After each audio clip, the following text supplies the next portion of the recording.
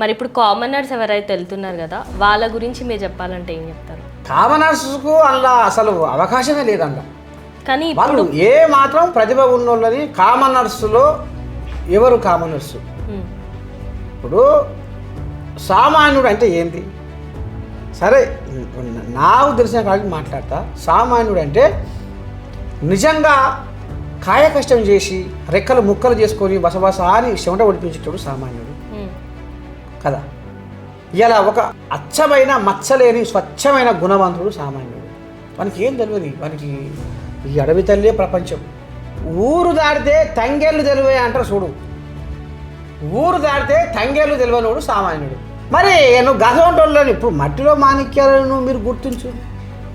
మట్టిలో మాణిక్యాలని తీసుకుపోయి రాళ్ళల్లో రత్నాలను తీసుకుపోయి మార్కెట్లో పెట్టుర్రు. కానీ ఈ రత్నాలను ఏం చేస్తుర్రు?